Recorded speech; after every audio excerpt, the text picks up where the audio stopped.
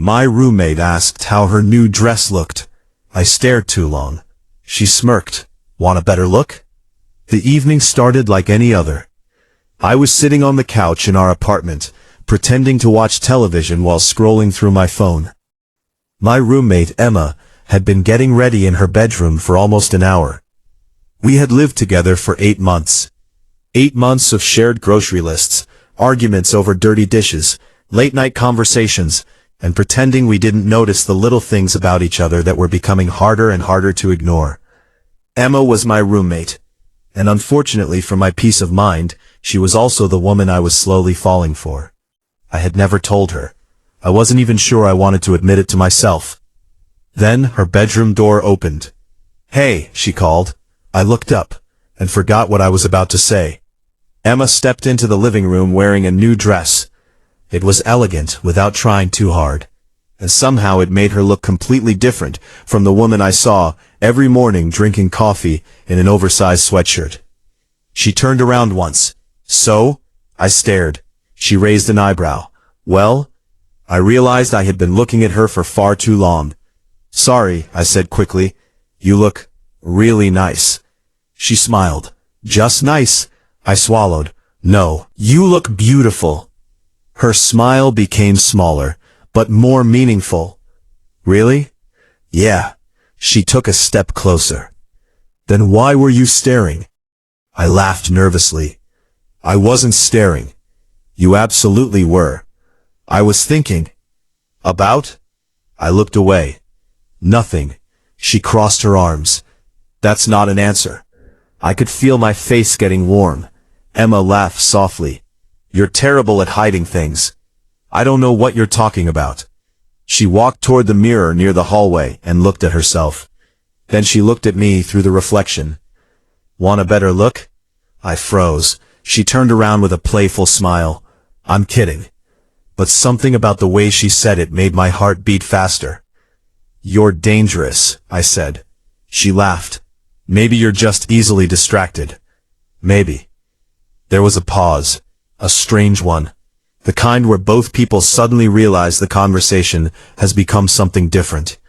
Emma broke the silence. "I actually bought this dress for tonight." "Going somewhere?" "With who?" She hesitated, then smiled. "Why?" "I was just asking." "Are you jealous?" I almost choked. "What? No." She laughed. That sounded very convincing. I just wondered. She walked over and picked up her purse. "It's not a date." I nodded. "Okay. It's dinner with someone from work." "Right." She studied my face. "You look relieved." "I don't." "You do." I smiled. "Maybe a little." She stared at me. For a few seconds, neither of us said anything. Then she quietly asked, "Why?" I didn't answer. Because the real answer was sitting right in front of me. Because every time she came home late, I wondered if someone else was making her laugh. Because every time she dressed up, I wondered if somebody else would notice what I noticed. Because somewhere between the first grocery trip and the 100th midnight conversation, Emma had stopped being just my roommate. She had become the person I looked for whenever I walked through the front door. "I don't know," I finally said. Emma nodded slowly. "Okay." She turned toward the door, then stopped. "You know what?" "What?" "I don't think you don't know." I looked at her, gently. "I think you're scared to say it." And then she left. I sat there for several minutes. My television was still playing. I couldn't hear a word. That night, Emma came home earlier than I expected. I was in the kitchen making coffee. She walked in and placed her purse on the counter. "How was dinner?" I asked. "Fine." "Just fine?" She shrugged. It wasn't really my kind of evening. I turned around. "Why?" She looked at me. Because the person I actually wanted to impress wasn't there. My heart stopped for half a second. "What?" She smiled. "Nothing." "Emma." She laughed. "You really need to work on taking hints." I stepped closer. "Maybe I'm afraid I'm misunderstanding them." Her expression softened. You aren't. The room became quiet. She looked down, then back at me. I've known for a while. Known what? That you look at me differently. I didn't know what to say, she continued, and I've been wondering how long it would take you to admit it. I took a breath. Emma, you're my roommate. I know. And if this goes wrong, we could make things awkward. We could probably say it. She smiled and capped off. Or, she paused. We could finally stop pretending. I looked at her. Stop pretending what?